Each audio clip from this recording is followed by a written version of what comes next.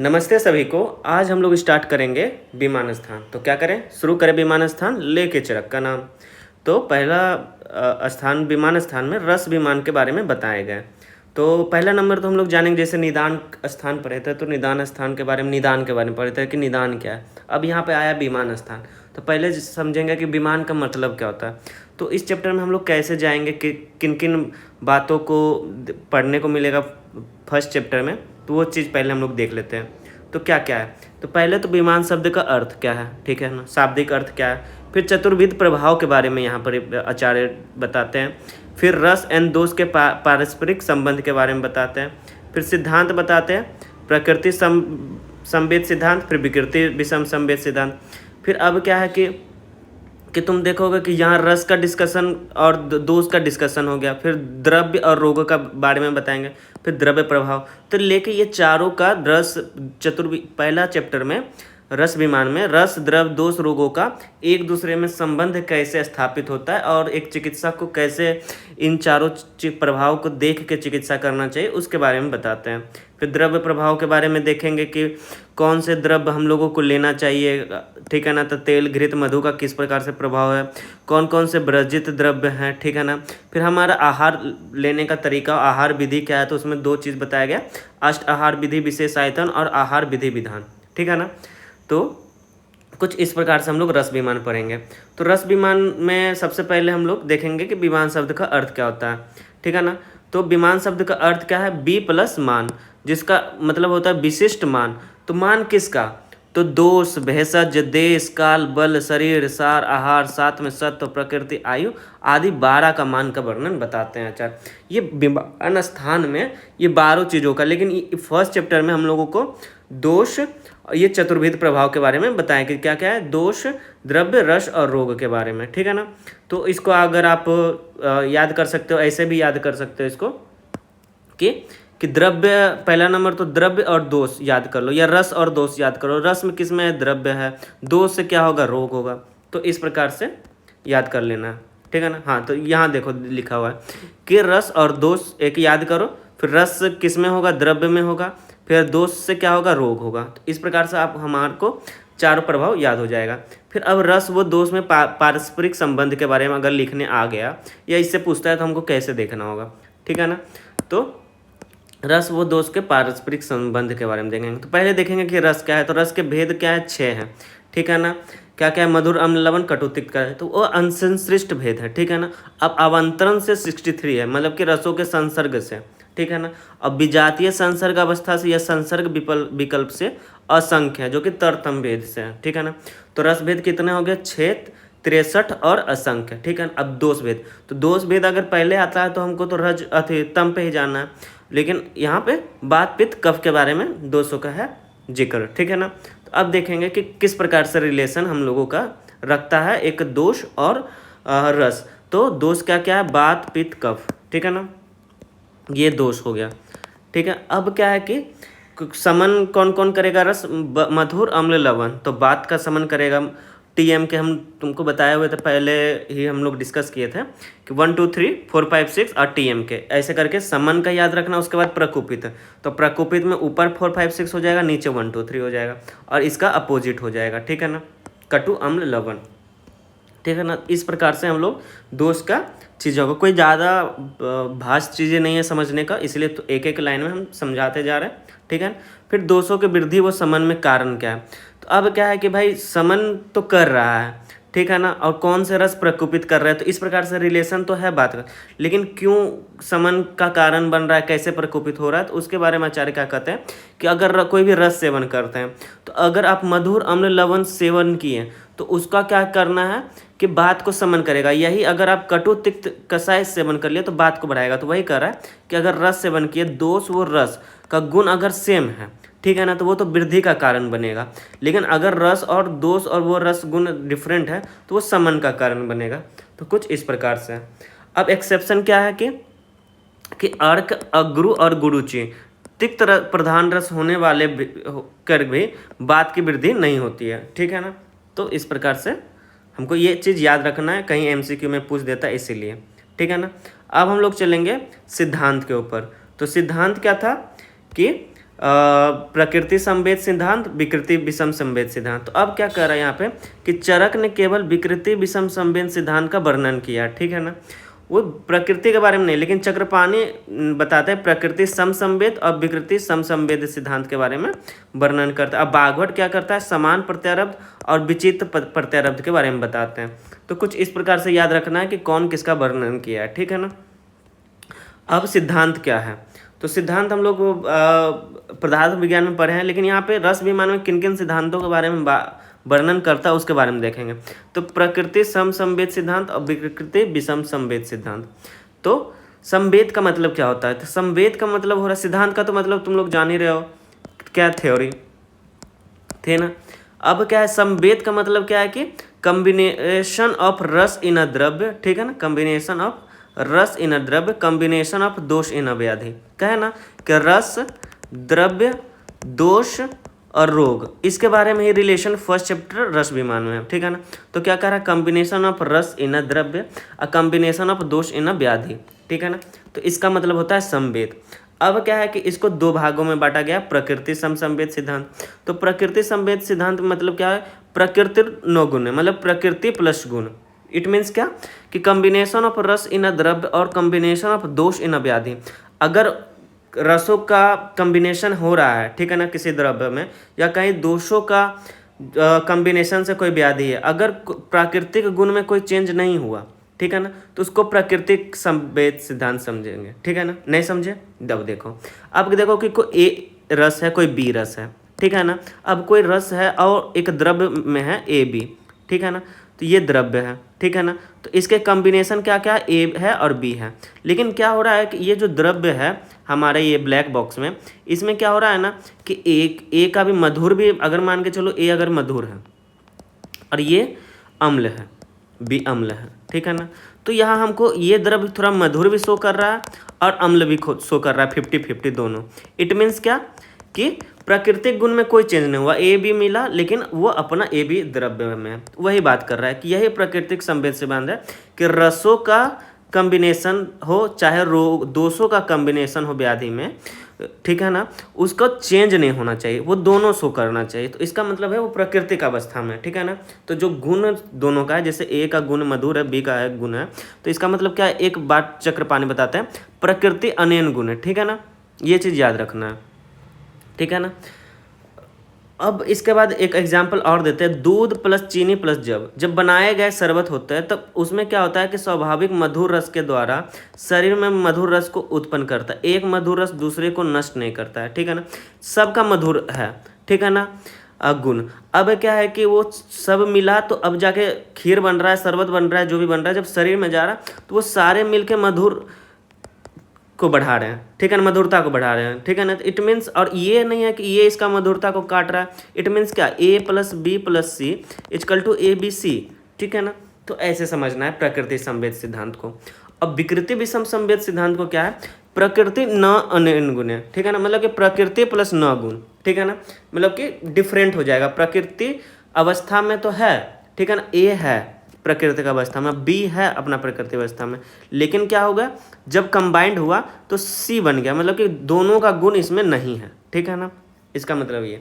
तो combination of रस इन अ व्याधि और कम्बिनेशन ऑफ दोष इन अ व्याधि, चेंज इन प्राकृतिक गुण, विकृति विषम संवेद सिद्धांत, ठीक है ना। तो इस प्रकार से हमारा ये चीज़ें हो गया, ठीक है।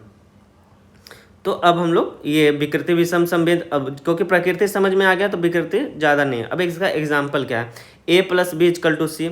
अब क्या कर रहा है रस के विकृति में, क्या कि टंडुलिक के बारे में बताता है, जिसका रस जो होता है मधुर है, लेकिन ये क्या है विकृति विषम होने से स्नेहन और वृष से कर्म कार्य करना चाहिए, ठीक है ना। टंडुलिक क्या है, मधुर है, इसका क्या करना चाहिए, स्नेह कर्म करना चाहिए, वृष से कर्म होना चाहिए, जो कि नहीं करता है। तो ये क्यों नहीं करता है, क्यों, क्योंकि इसके रस के विकृति विषम है, ठीक है ना, इसीलिए नहीं कर रहा।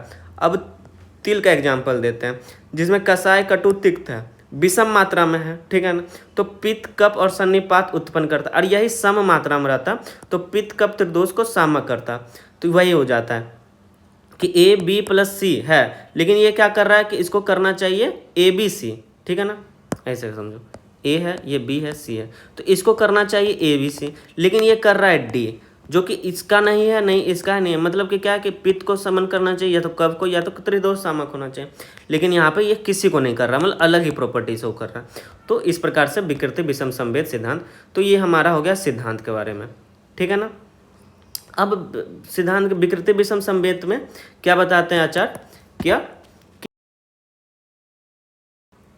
हाँ, तो हम लोग क्या देख रहे थे, विकृति विषम संवेद में 3 कारण हैं।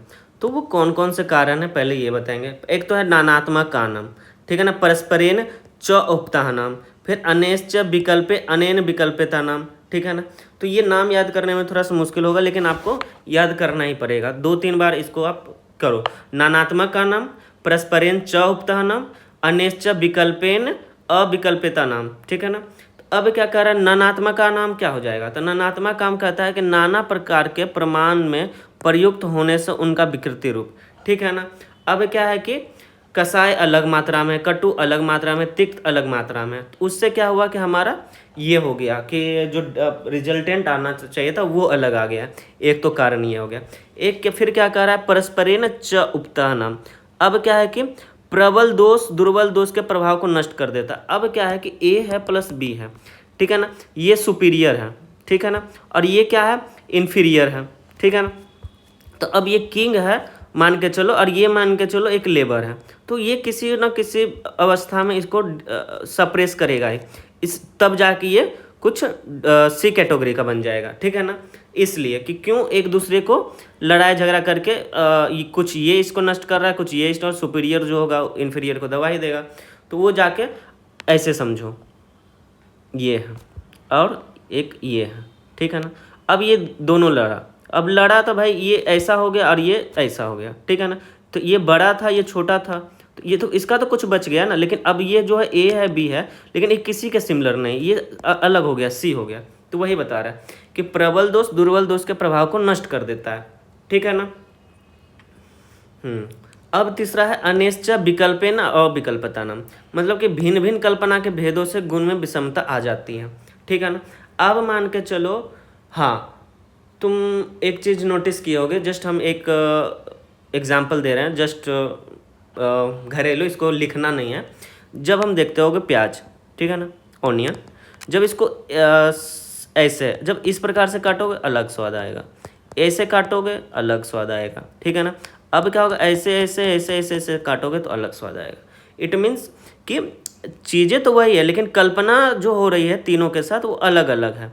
तो इसलिए इसके मान के चलो कि जो आना चाहिए रिजल्टेंट उसमें डिफरेंट है, ठीक है ना।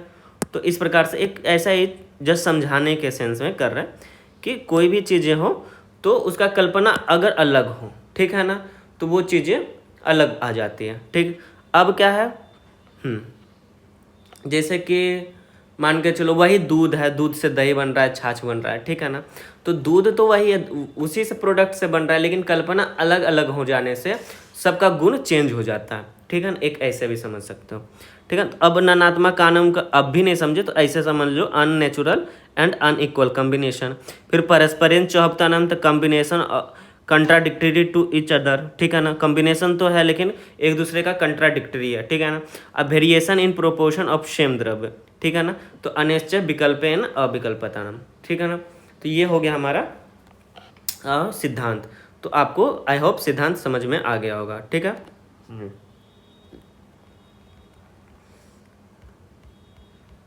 अब हम लोग चलेंगे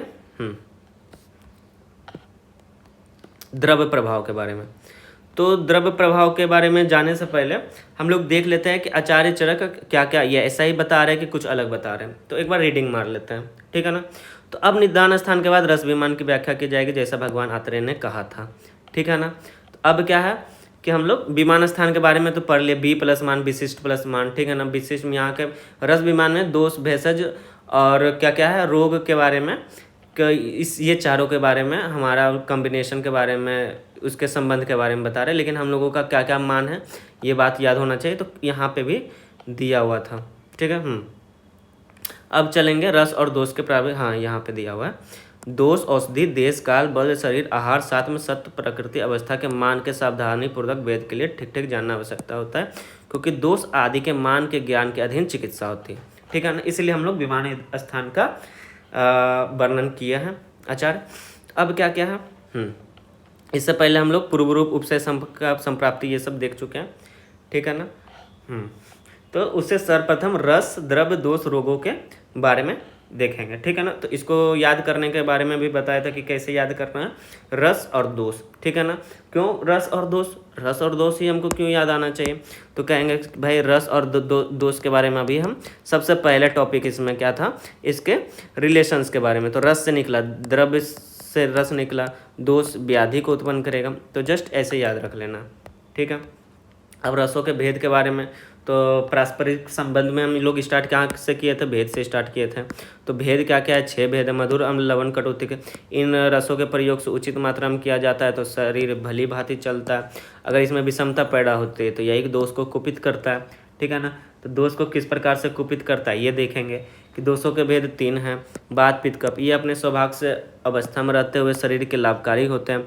विकृति को प्राप्त होते हुए अनेक प्रकार के विकारों से ताप को उत्पन्न करने वाले होते हैं। चलो ठीक है भाई, ये भी अब रसों के गुण, तो 3 रस एक दोष को उत्पन्न करते हैं, मतलब प्रकोपित करते हैं और समन करते हैं। तो वो चीज़ भी हम लोग देख लिए थे कि समन पहले बनाना है टेबल, फिर 1 2 3 समन में है, ठीक है ना। ये नहीं कर देना प्रकोपित 1 2 3 से स्टार्ट कर देना, तो गड़बड़ा जाएगा, ठीक है ना।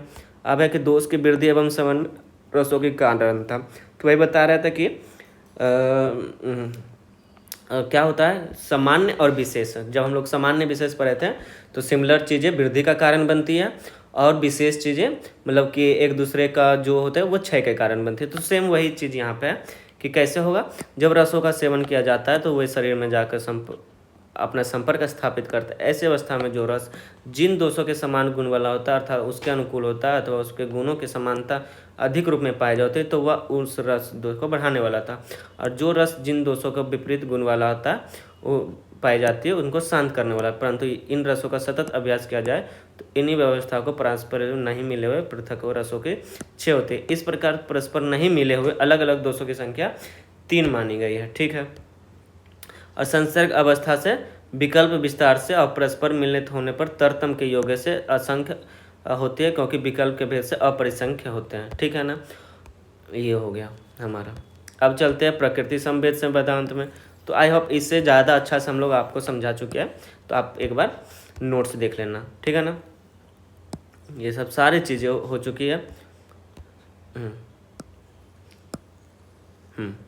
अब इसके 3 कारण के बारे में क्या क्या बताए थे, तो ये देखो वही सब रस है, टंडुलिक्य है, ठीक है ना, रस के बारे में, फिर वो तिल के बारे में दिया हुआ है, तो हम यहीं से लिए हैं, ठीक है। हाँ, अब प्रकृति संवेद सिद्धांत में भी हम लोग देख लिए थे कि भाई कैसे कैसे, तो वहाँ पे क्या दूध का दिए थे एग्जाम्पल, तो वो चीज़ यहाँ पे भी है।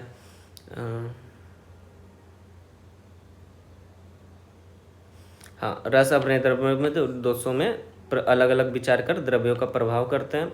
इन चारों को मिल जाने पर समुदाय का ज्वरनाशक होता है, ठीक है ना। तो इस प्रकार से हम लोग ये सारी चीज़ें देख चुके हैं।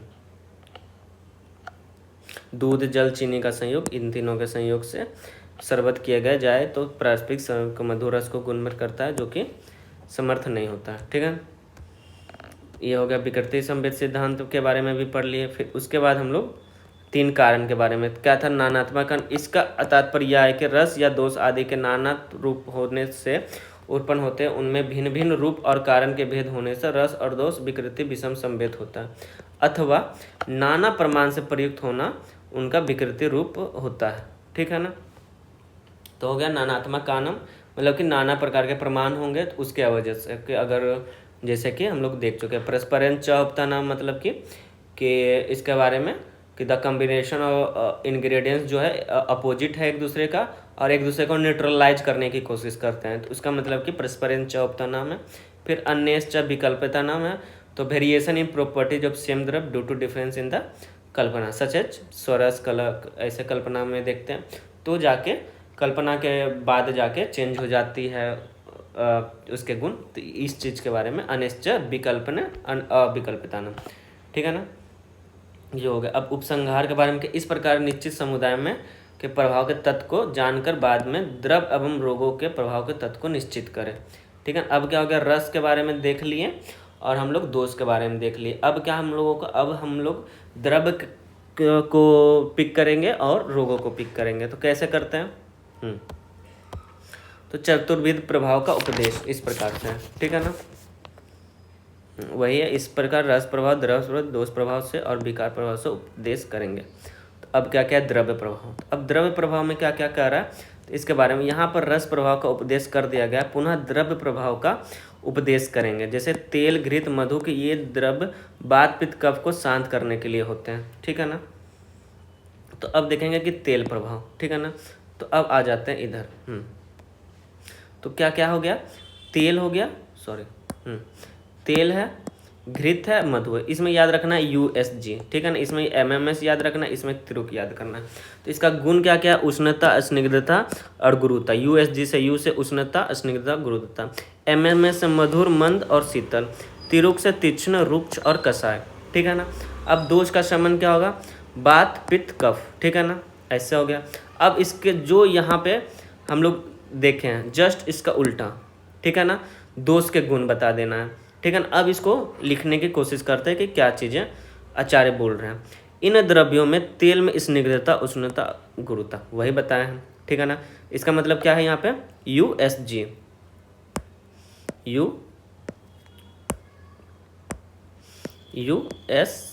हो गया, ठीक है ना। के कारण निरंतर अभ्यास करने के बाद वायु को जीतता है, ठीक है ना। क्योंकि वायु रुक्षता, शीतलता, लघुता बात का ये गुण है, ये भी हम देख लिए थे। विरुद्ध गुण होने से संयोग पर जो अधिक होता है वो अल्प पर विजय करता है, इसलिए निरंतर अभ्यास करने में तेल वायु को नष्ट करती है। चलो ठीक है।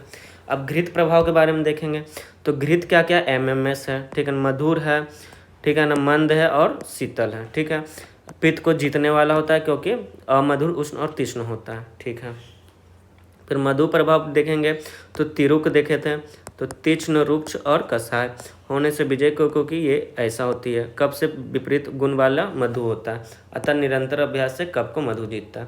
तो आपको वो भी याद हो गया होगा, ठीक। अब उपसंहार, इसी भांति अन्य जो कोई भी द्रव्य है वात, पित्त, कफ, इन दोषों के गुणों से विपरीत गुण वाले निरंतर अभ्यास करने पर वात, पित्त, कफ को जीतने वाला होता है। चलो अब है अत्यधिक सेवन में वर्जित द्रव्य। तो किन किन आचार्य के बारे में बताएं? पिपली, क्षार और लवण, ये तीनों का सेवन नहीं करना चाहिए, ठीक है ना। हाँ, तो पिपली, क्षार और लवण, इसका सेवन नहीं करना चाहिए। उसके बाद क्यों नहीं सेवन करना चाहिए, क्या होते हैं? तो पिपली के बारे में बताते हैं, ठीक है ना। क्षार के बारे में बताते हैं, लवण के बारे में बताते हैं। तो हम लोग देखेंगे कि इसको कैसे याद करें, ठीक है ना। तो अत्यधिक सेवन में वर्जित द्रव्य कौन कौन से थे? पिपली, क्षार और लवण के बारे में विशेष प्रकार से बताते हैं, जबकि चित्र, भील्व आदि द्रव्यों का भी अधिक मात्रा में प्रयोग नहीं करना चाहिए, ठीक है ना। अब क्या है? पिपली और क्षार और लवण। तो पहले इसका रसपंचक लिख देना, ठीक है ना। तो रसपंचक के रस क्या है? कटु है, लवण युक्त है, ठीक है ना। इसमें क्या है? गुण क्या है? तो याद रखना पड़ेगा, गुरु और तीक्ष्ण। लेकिन याद रखना ये उष्ण नहीं है। पिपली क्या है? उष्ण नहीं है। और क्षार क्या? उष्ण, तीक्ष्ण, लघु है, ठीक है। और ये क्या है? लवण क्या? उष्ण, लघु, तीक्ष्ण है, ठीक है ना। अब इसमें उष्ण है, ये भी उष्ण है, ये भी उष्ण है। लेकिन ये याद रखना, ये मधुर विपाक और ये मधुर विपाक, लेकिन ये बीच में जो है वो कटु विपाक है। कफ पित्त वात शामक है, ये भी कफ वात शामक है। और ये दीपन संसमन है, ठीक है ना। अब क्या याद रखना है कि जब रस पंचक सबका हो गया, पिपली, क्षार और लवण का, तो अब हम लोगों को विशिष्ट क्या है, ठीक है ना। ये भी विशिष्ट है रस पंचक सबका। लेकिन अब क्या है, इसके बारे में बताते हैं शुभ अशुभ कार्यों। मतलब कि पिपली का अगर उपयोग करोगे तो तुरंत में वो शुभ कारक होगा, और ज़्यादा ही उपयोग कर दोगे तो अशुभ, वही रोग भी पैदा कर सकती है। क्लेद कारक होता है, अपात भद्र, मतलब ठीक है ना। फिर प्रयोग आदगुण्यते दो संचय अनुबंधो, ठीक है ना। तो अपात भद्र एक यहाँ पे भी आएगा, ठीक है ना। तो अपात भद्र मतलब क्या है? कुछ देर के लिए शुभकारी होता है, ठीक है ना। तो अपात भद्र मतलब कुछ देर के लिए शुभकारी, ठीक है। और प्रयोग सम सदगुण्य दोष संचय मतलब कि अगर इसका एक्सेसिव करोगे यूज तो ये दोष संचय करेगा, ठीक है ना। और ये याद रखना योगवाही होता है, ठीक है ना। तो योगवाही कौन कौन होते हैं ये तो चीज़ पता ही होगा। योगवाही कौन कौन चीज़ है तो याद रखना है, पिपली, मधु और घृत, ठीक है।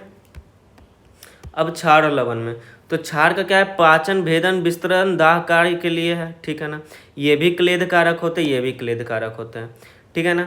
केस अच्छी हृदय पुरुष को नाश करती है। उपयोग देश प्राची, कौन कौन से देश क्षार का ज़्यादा यूज होता है, तो प्राची याद रखना है, प्राची से प्राच्य और ची से चीनी। फिर अंधापन, अब जैसे कि केस से है तो केस से है तो क्या क्या लाएगा, खालित पालित लाएगा। अच्छी है तो अंधापन है। हृदय में है तो हृदय वेदना आएगा। पुरुषता तो मतलब कि नपुंसकता को नाश करती है। तो ये 2 पॉइंट एक चीज़ से याद हो गया, ठीक है ना। अब आएंगे लवण में, तो रोचन, पाचन, विश्लेषण कर, ये तो पता ही होगा। फिर अपात भद्र, ये भी पता ही होगा, ठीक है ना। अपात भद्र मतलब कुछ देर के लिए शुभकारी। अब प्रयोग सम, तो ये चीज़ देखना कि ये जो 2 पॉइंट है ये इसमें है, ठीक है ना। अंधापन वाला ये इसमें भी है, खालित पालित है लेकिन यहाँ पे, ठीक है ना। अक्लेद कारक सभी होते हैं, ठीक है ना। तो आपको आई होप याद हो गया होगा कि इस प्रकार से। अब ये क्या है, ग्लानि युक्त मानव को होगा। फिर ये कौन से देश में होगा, तो सौराष्ट्र में है, सौवीर में, खालित, इंद्रलुप्त, पालित में, ठीक है ना। तो इस प्रकार से चीज़ें हैं।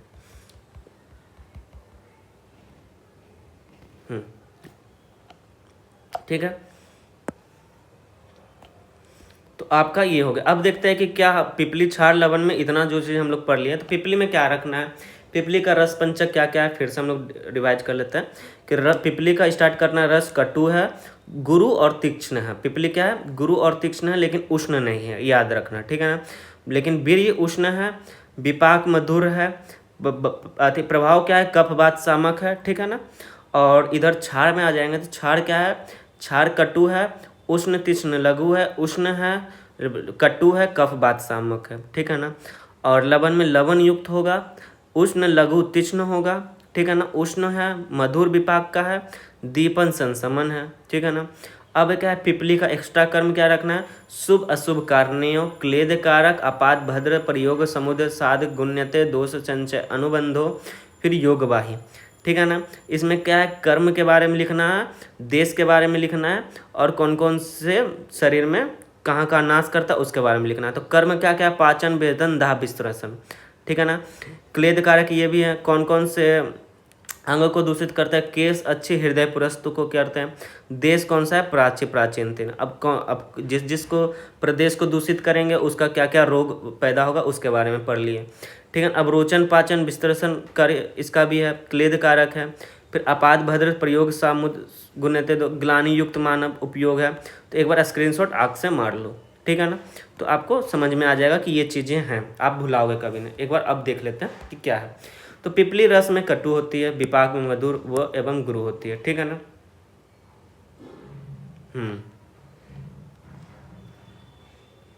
मधुर विपाक, ठीक है ना, मधुर विपाक इधर भी है, ठीक है ना।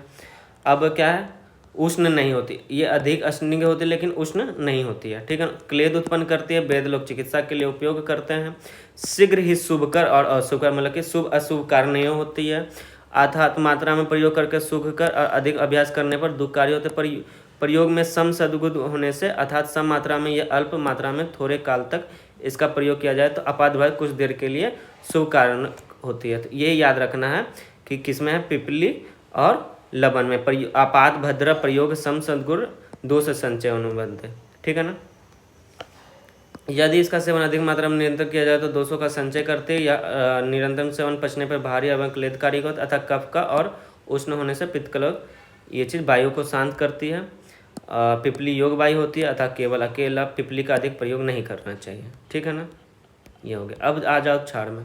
क्षार में भी वही है, विशिष्ट होना चाहिए, बाद में शोषण करता है, पाचन, दाह और भेदन कार्यों के लिए प्रयुक्त होता है। क्षार का अधिक प्रयोग से केश, दृष्टि, हृदय, पृष्ठ का ये सब है। फिर कौन से ग्रामवासियों को नहीं करना चाहिए, ठीक है ना। तो नगरवासी, निगम, जनपद इस क्षार का अधिक मात्रा में निरंतर प्रयोग करता है तो अंधापन, नपुंसकता, खालिद, वही जिस प्रदेश को दूषित किया है तो रोग तो होगा ही। फिर कैंची जैसा, हृदय में काटने जैसा होगा। फिर कौन सा देश है, प्राचीन देशवासी है, वहाँ पर क्या था, सौराष्ट्र और सौराब, ठीक है ना। सौराष्ट्र था और सौवीर देश था, ठीक है ना। और यहाँ लवण, लवण के बारे में भी था, तीक्ष्ण गुण, यह अति गुरु नहीं होता है, न अति स्निग्ध होता है, ठीक है ना। क्लेद कारक संसरण काम करता है, अन्य द्रव्य में रुचि उत्पन्न करता है, अल्पकाल के लिए, अल्प मात्रा में, वही है। अपाद भद्र, फिर क्या था, अपाद भद्र प्रयोग समसाद गुण्यते दोष संचय अनुबंध के बारे में यहाँ पे भी है, ठीक है ना। ऐसा दिखा देते हैं कि भाई गलत नहीं पढ़ा रहा हूँ, ठीक है। ठीक है। ग्लानि शिथिलता दुर्बलता उत्पन्न करती है ग्राम नगर निगम में। अगर ये सब ग्लानि युक्त होते हैं, ये शरीर में मांस रक्त शिथिल पड़ जाते हैं, केस के सहने में सर्वथा मतलब कि खालित पालित कहाँ होंगे, सौराष्ट्र में होंगे, ठीक है ना, और सौवीर देश में, ठीक है ना। ये दूध के सारे नमक खाते हैं, तो ये दूध के साथ भी नमक खाते हैं, समझ रहे हो।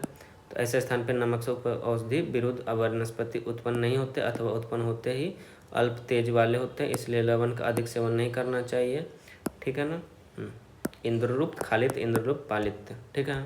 तो इस प्रकार से हमारा ये होगा, इसलिए पिपली छार लवण आपको। तो आप देख रहे हैं कि जो मेरा नोट्स पढ़ा रहे हैं तो उससे एक एक चीज़ पढ़ हो रहा है, ठीक है ना। अब सात्विक के लक्षण, तो साथ में क्या, जो अब आपकी आत्मा के लिए सुखकारी हो, ठीक है ना। पर्याय इसका उपसय है, पर्याय इसका क्या है, उपसय है। और भेद क्या है, 3 है। प्रवर अवर मध्यम सभी रसों का प्रयोग है, एक एक रस का प्रयोग करना चाहिए। प्रवर मतलब क्या हो गया, सभी रसों का प्रयोग, ठीक है ना। अवर मतलब कि एक एक रस का प्रयोग है, ठीक है। अब मध्यम में प्रवर अवर के बीच को, मतलब कि थोड़ा सा बीच में, मतलब कि सभी रसों का उपयोग भी नहीं कर रहा है, एक रस में मतलब कि 2 3 4 5 का उपयोग कर रहा है। इस प्रकार से आप ले सकते हो। और आप देखोगे कि 7 भेद भी बताएं इसके आचार्य, ठीक है ना। तो क्यों बताया गया, क्यों, क्योंकि एक तो हो गया कि भाई प्रवर हो गया, और एक प्लस अवर प्लस मध्यम हो गया, सॉरी अवर हो गया। अवर में क्या हो गया, ये 6 और ये 1, मतलब कि कुल रस एक के साथ और अलग अलग, तो 7 भी मान है। और चरक सूत्र 6 में 7 में 6 प्रकार के मान, ऋतु 7 में, ओक 7 में, देश का 7 में, और रोग 7 में, ठीक है ना। तो ये चीज़ याद रखना है 7 में। 7 मतलब क्या, जो आपकी आत्मा के लिए सुखकारी हो। पर्याय, पर्याय क्या है, उपसय है। 3 7 4 मतलब 3 4 7 है, ठीक है ना। तो 3 में कौन कौन से, प्रवर अवर मध्यम। प्रवर क्यों कहते हैं, अवर क्यों कहते हैं, मध्यम क्यों कहते हैं, पता चल गया। 7 वेद क्यों है, ये भी पता चल गया। 4 में क्या है, ऋतु, ओक, रोग और देश, ठीक है ना। अब आ जाएंगे अष्टाहार विधि विशेष आयतन में। तो सात्विक के लिए क्या क्या कह रहा है, जो अपनी आत्मा के लिए सुखकारी उसे सात्विक कहते हैं। सात्विक का अर्थ होता है उपसय का अर्थ के समान होता है। प्रवर अवर मध्यम होता है। 3 प्रकार के, एक एक रस के और सभी रसों के प्रयोग के 7 प्रकार के भी हैं, ठीक है ना। इनमें सभी रसों का प्रयोग प्रवर सत्यम, और एक एक रस का प्रयोग करने से अवर प्रवर अवर के बीच को मध्य में सत्यम प्रयोग करते हैं। अवर से वही है, जिन पुरुषों को सभी रसों का सर प्राप्त हो उन्हें भी प्रकृति से उपरोक्ता तथा इन सभी 8 विधि विशेषताओं को विचार कर सेवन करना चाहिए। अब है अष्टाहार विधि विशेष आयतन।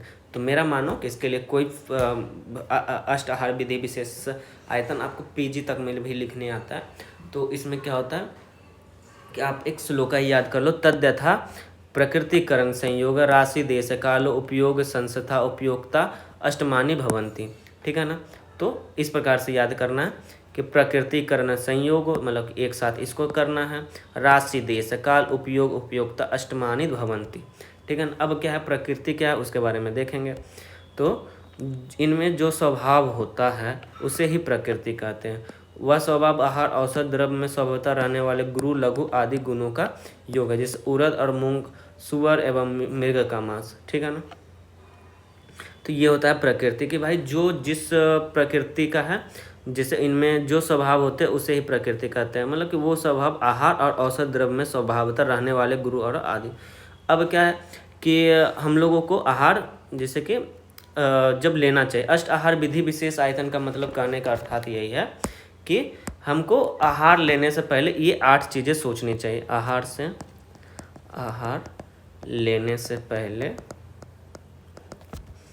8 विशेष का विचार, ठीक है ना। तो इसके मतलब होता है अष्ट आहार विधि विशेष आयतन, ठीक है ना। अब प्रकृति किस, अब आहार का क्या प्रकृति है, गुरु है लघु है, इसके बारे में विचार करके करना चाहिए। क्यों, क्योंकि अगर गुरु रहेगा और मेरा मान के चलो कि अभी वो अवस्था नहीं है कि गुरु आहार को पचा सके, ठीक है ना, तो हम लघु आहार लेंगे। गुरु लेके हम अजीर्ण क्यों मान के चलो कि पैदा करें। तो ये सब चीज़ें करके ही करना चाहिए। प्रकृति अब करण है, मतलब कि प्रिपरेशन। तो स्वाभाविक गुण युक्त द्रव्य में जो संस्कार किया जाता है उसे करण कहते हैं। मतलब कि क्या है, याद रखना, करण पूरा स्वाभाविक विकारणम द्रव्य गुणम संस्कार, ठीक है ना, अभिसंस्कार, मतलब कि करण वही है, मतलब कि प्रिपरेशन, मतलब कि संस्कार कैसे किया जा रहा है, ठीक है ना। जैसे दूसरे गुणों के द्रव्य में लाने का नाम संस्कार है। जल अग्नि संयोग, शौच, मंथन, देश, काल, वासना, भावना आदि के द्वारा काल प्रकाश एवं विभिन्न प्रकार के पात्रों में रख के उन गुणों का आधान किया जाता है। मतलब अब क्या है, संस्कार का मतलब क्या है कि गुणोंत धारण, ठीक है ना, मतलब कि यहाँ क्या है, गुणोंत धारण उच्चते, मतलब कि गुण को बढ़ाना, मतलब कि उसमें गुण का प्रवेश करवाना, जो गुण नहीं है उसमें वो करना, तो यही संस्कार होता है, ठीक है ना। तो अब हम लोग देख लिए कि गुण मतलब कि स्वाभाविक गुण युक्त के द्रव्यों को कैसे संस्कार करके किया जा रहा है, क्या किया जा रहा है, तो इसका भी विचार करना चाहिए हम लोगों को, ठीक है ना। अब उसके बाद क्या है कि प्रकृति हो गया, प्रकृतिकरण। अब क्या आ जाएगा प्रकृतिकरण के बाद,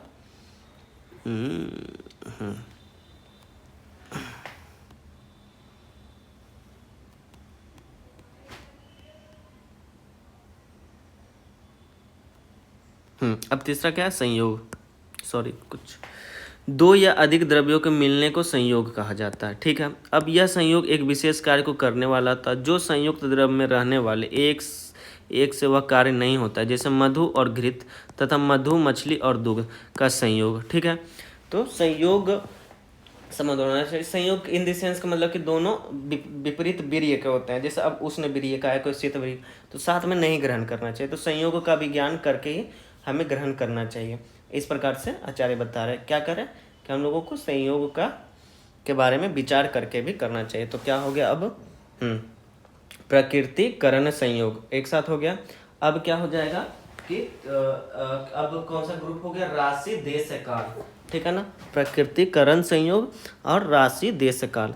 अब राशि क्या है, क्वांटम है, मतलब कि क्वांटिटी। तो मात्रा अमात्रा का फल निश्चय करने के लिए सर्वग्रह और परिग्रह राशियां हैं, ठीक है ना। तो सर्वग्रह परिग्रह राशि। सर्वग्रह क्या है, मतलब कि सभी आहार द्रव्यों का एक पिंड में प्रमाण ग्रहण करना सर्वग्रह कहा जाता है। परिग्रह मतलब क्या, आहार द्रव्यों का एक एक करके प्रमाण ग्रहण करके करना परिग्रह कराता है, ठीक है ना। तो अब क्या है कि टोटल क्वांटिटी, अब क्या है कि फूड का है तो सर्वग्रह। ये याद रखना कि सर्वस्व ही ग्रह सर्वग्रह एंड सर्वस्तश्च ग्रह परिग्रह, ठीक है ना। ये है चॉइस में लग गया, ठीक है ना। तो परिग्रह हो गया, ठीक है। तो मात्रा और अमात्रा का अब क्या है कि सभी मात्रा एक साथ में ले ले, अब पिंड बना के खा रहे हैं, ठीक है ना। तो वो सर्वग्रह। अब परिग्रह क्या हो गया कि थोड़ी थोड़ी मात्रा मान के चलो एक एक करके प्रमाण ग्रहण करते हैं। तो आहार द्रव्य का क्या है कि इंग्रेडिएंट बेसिस पे कर रहे हैं, और ये सर्वग्रह क्या हो गया, टोटल क्वांटिटी बेस पे कर रहे हैं, ठीक है ना। सभी आहार द्रव्यों का एक पिंड में प्रमाण ग्रहण करना सर्वग्रह कहा जाता है, और आहार द्रव्यों का एक एक करके प्रमाण ग्रहण को परिग्रह कहते हैं। मतलब कि एक समझ लो मिक्स वेज समझ लो, और एक सिर्फ समझ लो कि सिंगल वेजिटेबल्स का सब्जी है, ठीक है ना। तो सर्वग्रह क्या हो गया, मिक्स वेज, ठीक है। तो ये राशि के बारे में। राशि हो गया, देश हो जाएगा, उसके बाद काल। राशि, देश, काल। प्रकृतिकरण संयोग, प्रकृतिकरण संयोग, राशि, देश, काल। प्रकृतिकरण संयोग, राशि, देश, काल, याद हो जाएगा आपको। देश पुनः स्थान को कहते हैं, ठीक है ना।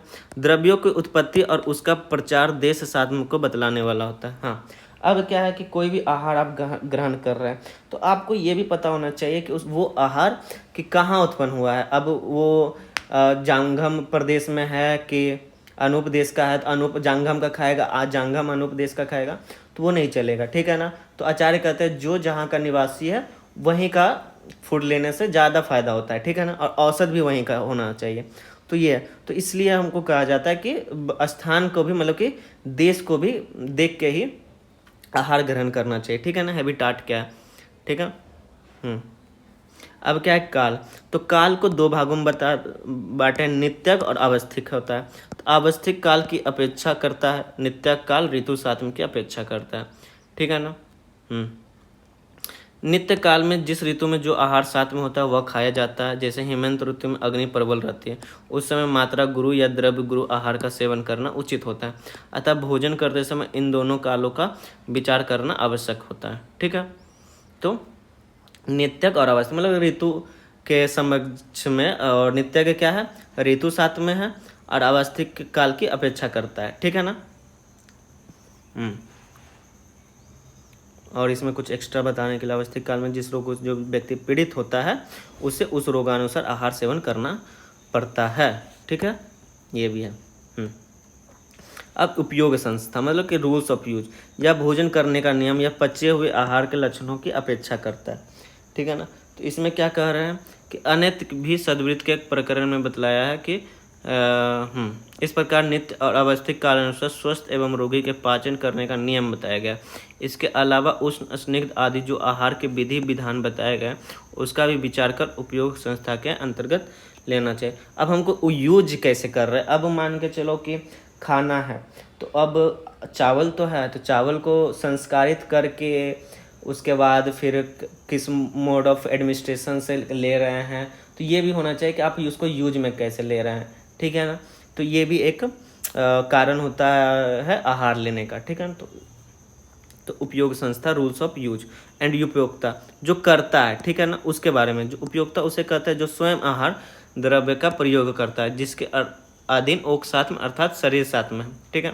अब आप ले रहे हैं तो आपको पता होना चाहिए कि इंडिविजुअल जो आहार ले रहा है तो उसको अच्छा लग रहा है कि ये चीज़ें हमें खानी चाहिए नहीं खानी चाहिए। अब क्या है कि तुम्हें दही अच्छा लगता है तो हो सके तुम वहाँ पर रखा हुआ तो कहोगे दही चाहिए, और जिसको दही अच्छा नहीं लगता है तो वो कहेगा कि नहीं दही नहीं चाहिए।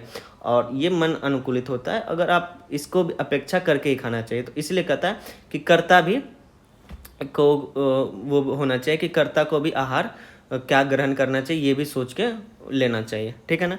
तो अब क्या हो गया हमारा अष्ट आहार विधि विशेष आयतन। तो क्या क्या हो गया कि स्टार्ट कहाँ से करना, प्रकृतिकरण, संयोग, राशि, देश काल, उपयोग संस्था। ठीक है ना। उपयोग संस्था और उपयोगिता। ठीक है ना। इस प्रकार क्या क्या विधि विधान है, के लाभ। तो लाभ क्या क्या, ये 8 प्रकृति आदि के विशेष शुभ अशुभ फल को देने वाले, आपस में एक दूसरे को उपकार करने वाले होते हैं। अतएव उनको जानने की इच्छा करनी चाहिए और जानकर हित की इच्छा करने वाला होना चाहिए। मोह से या प्रमाद से प्रिय होने पर भी अहितकर परिणाम में असुखकर आहार समूह को या दूसरी किसी वस्तु का सेवन नहीं करनी चाहिए। ठीक है ना। मतलब कि अतएव उनके जानने की इच्छा करनी चाहिए और जानकर हित की इच्छा वाला होना चाहिए। मोह से या प्रमाद से प्रिय होने पर भी अहितकर एवं परिणाम में असुखकर आहार समूह को या दूसरे किसी वस्तु का सेवन नहीं करने चाहिए। ठीक है ना। आहार विधि विधान। तो आहार विधि विधान में 13 के बारे में वर्णन किया गया है कि आहार विधि विधान क्या है, कि किस प्रकार से कैसे आहार लेना चाहिए हम लोगों को। ठीक है ना। तो किस प्रकार का आहार हो, तो आहार लेने से पहले हमको क्या चीज़ सोचना चाहिए कि कैसा आहार हो। ठीक है ना। अब आहार किस प्रकार से हो वो उसके बारे में होना चाहिए कि भाई किस प्रकार का आहार हमको लेना चाहिए। ठीक है ना। अब आहार ले आए, अब उसके बाद बना लिए, बनाने के बाद अब कैसे उसका रूल्स है उसके बारे में पढ़ेंगे। ठीक है। तो क्या कह रहा है, यह आहार विधि का विधान समय पर स्वभाव से ही हितम आहार। हाँ। अब क्या उष्ण, तो उष्ण आहार होना चाहिए, स्निग्धम होना चाहिए, मात्रावत होना चाहिए, जीर्ण होना चाहिए, वीर अवृद्धम होना चाहिए, इष्ट देश होना चाहिए, इष्ट सर्वोपकरण होना चाहिए, ना अति दुरात होना चाहिए, ना अति विलंबित होना चाहिए, अजल्पन होना चाहिए, अहसन होना चाहिए, तन्मना भुज्यते होना चाहिए, आत्मन अभी समीक्ष सम्यक होना चाहिए। ठीक है ना।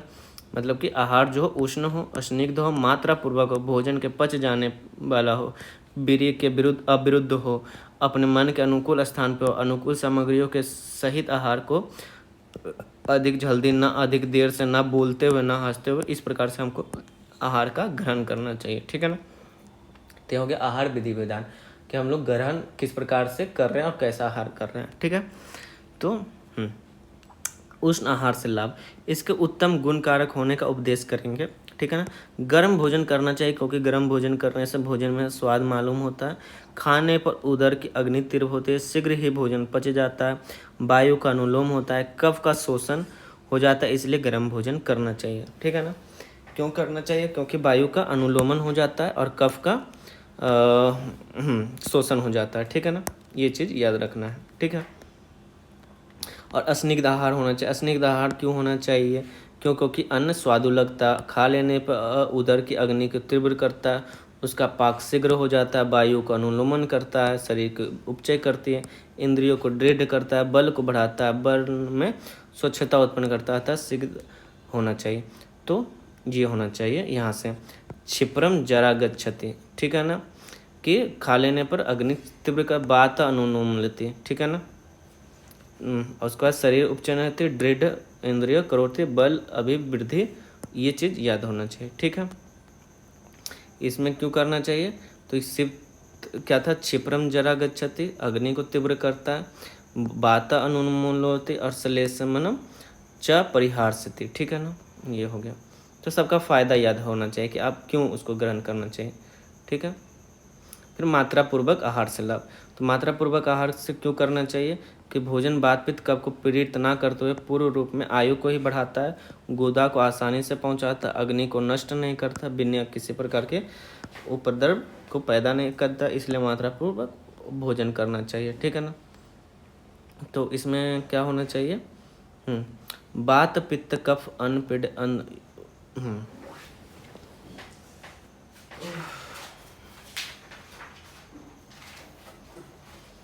मतलब कि भोजन के बाद पित्त कफ को पीड़ित ना करे, ठीक है ना, उस प्रकार से होना चाहिए। पूर्ण रूप से आयु को बढ़ाए, ठीक है ना, आयु रे विवर्धति, ठीक है ना, ठीक है। अब उसके बाद फिर क्या है, सुखम, हाँ, आसानी से पहुंचाया जाए, सुखम गुद अनुपति, ठीक है ना, च उष्णम उपहंती, ठीक है ना, अग्नि को नष्ट नहीं करता हो, ठीक है ना। इस प्रकार से हमको मात्रा का याद रखना है।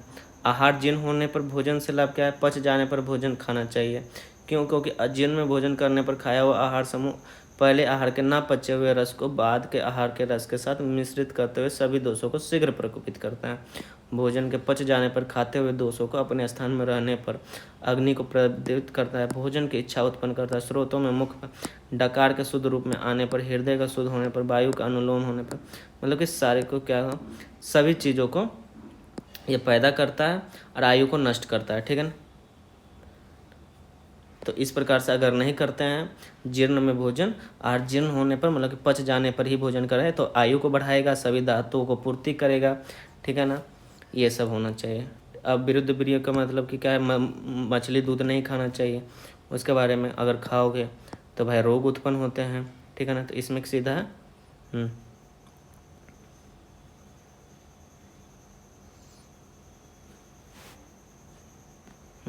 तो इसमें सीधा लिखना है कि रोगों से रोग उत्पन्न होते हैं, ठीक है ना। अगर ऐसा खाओगे तो रोग उत्पन्न होते हैं, या रोगों से दूर हो जाओगे अगर इस प्रकार का ध्यान रखोगे, और विरुद्ध वीर्य वाले खाओगे तो रोग नहीं होंगे, ठीक है ना।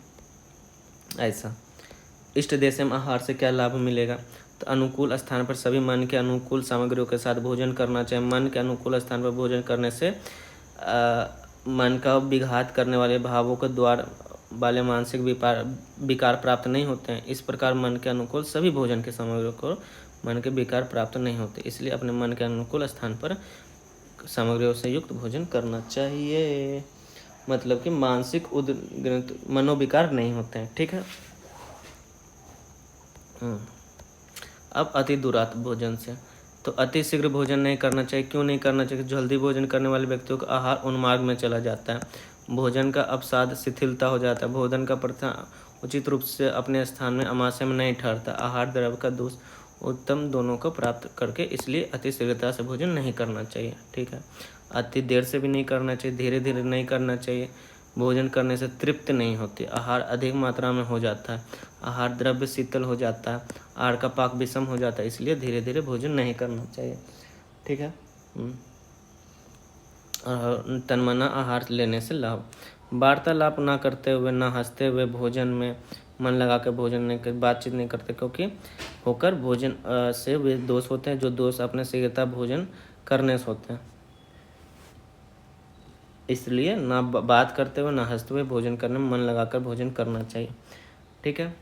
अब आत्मशक्ति के अनुसार आहार से लाभ, जस्ट हम पढ़ रहे हैं क्योंकि इसमें सिर्फ ये याद रखना है कि क्या लाभ मिलता है, लाभ को मतलब कि करना है, ठीक है ना। तो वही हम कर रहे हैं।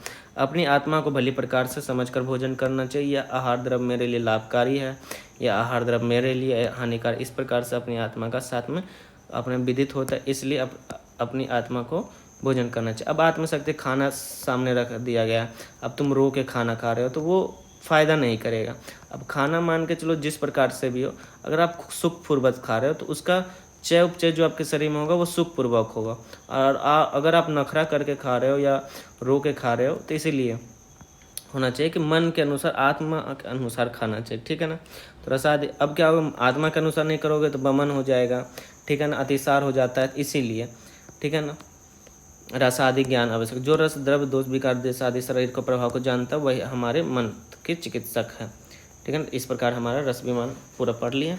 तो हमको क्या क्या याद रखना है। पहला नंबर तो हम लोग प्रकृतिकरण संयोग राशि देश काल उपयोग उपयोगिता अष्टमानी भवन। तो प्रकृति स्वभाव के बारे में हम लोग देख लिए, ठीक है ना। प्रिपरेशन के बारे में हम लोग देख लिए कि संस्कार क्या है, संस्कार से गुण बढ़ता है, ठीक है ना। संयोग भाई डिफरेंट वीर्य वाला नहीं हो, ठीक है ना। राशि क्वांटिटी ऑफ फूड, ठीक है ना।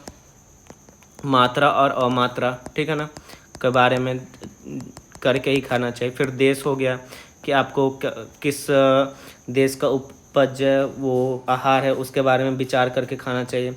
काल है, ऋतु, अब इसमें क्या गया, नित्यक और अवस्थिक का विचार करके खाना चाहिए, ठीक है ना। ऋतु हो गया, नित्यक हो गया, ठीक है ना।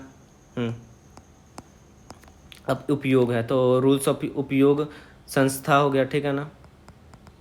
तो उपयोग संस्था में क्या हो रहा है कि रूल्स ऑफ यूज क्या है, तो कैसे हमको यूज करना है, ठीक है ना। उपयोगिता क्या हो गया, कर्ता खुद हो गया कि किस प्रकार से कर्ता को आहार के बारे में सोच के लेना चाहिए, ठीक है ना।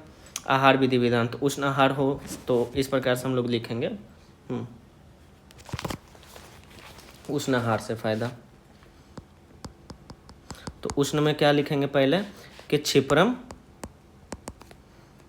जरा गच्छति, उसके बाद बाता अनुलोमति और श्लेष्मन हार्ष्यति। ये हो गया अगर उष्ण आहार लोगे तो, ठीक है ना। अब अस्निग्ध आहार पे क्या फ़ायदा है, तो इसमें भी है क्या है, क्षिप्रम जरा गच्छति, ठीक है ना। बाता अनुलोमयति, ठीक है ना।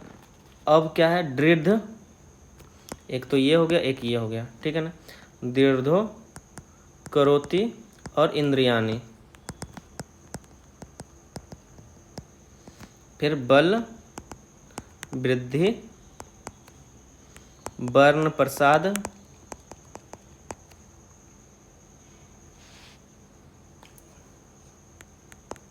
ये याद रखना है स्निग्ध में। फिर अब मात्रावत, तो मात्रा के लिए क्या था, बात पित्त कफ पिंड, ये ठीक है ना। दायुर विवर्तयति केवलम, ठीक है।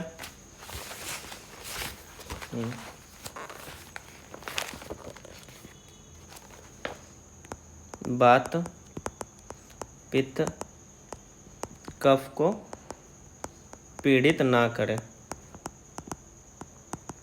ठीक है ना। पूर्ण रूप से आयु को बढ़ाए,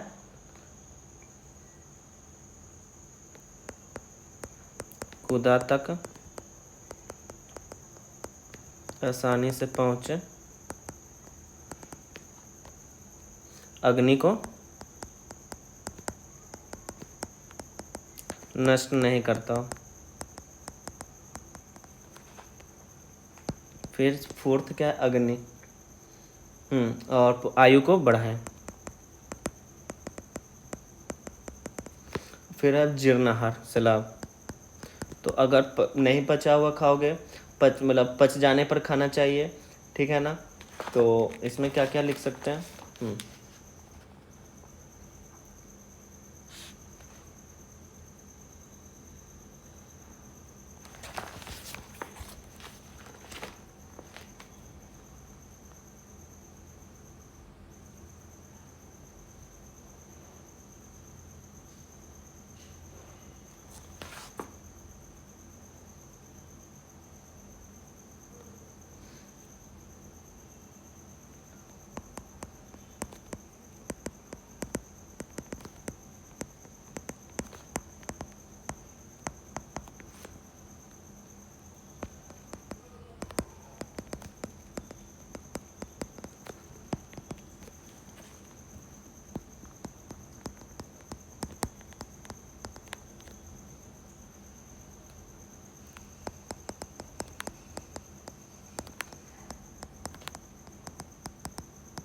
ठीक है। अविरुद्ध वीर के बारे में भी लिख दिए। अब इष्ट देश के बारे में ये लिख क्यों रहे हैं कि ताकि आपको हमेशा ये पॉइंट्स को हमेशा याद रखना है, ठीक है ना। तो बाद बाकी आपके सारे पॉइंट्स अंदर के कवर हो जाएंगे, आपको हमेशा देखने की ज़रूरत नहीं है, ठीक है। मन के विकार पैदा नहीं होते। फिर अति दुरात,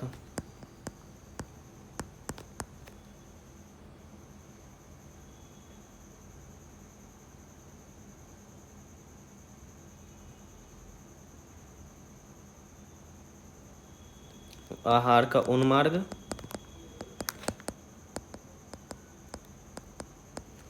और भोजन का अवसाद।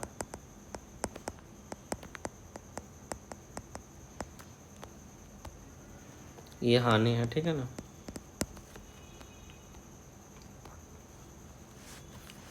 और फिर अति विलंबित से क्या हानि होगा?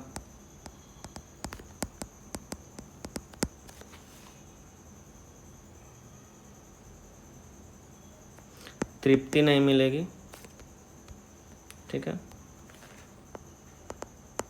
तृप्ति नहीं होगी। उसके बाद आहार अधिक मात्रा में हो जाएगा,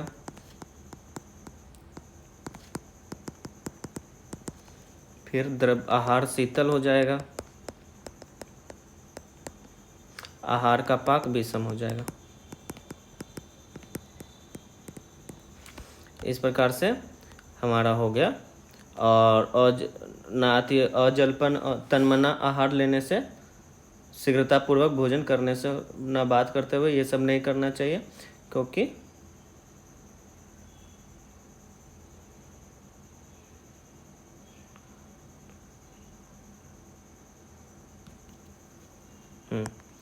तन्मना में क्या लिख सकते हैं? सेम एज अति दुरात से हानि, ठीक है ना। और 10th में आत्मशक्ति से करना चाहिए।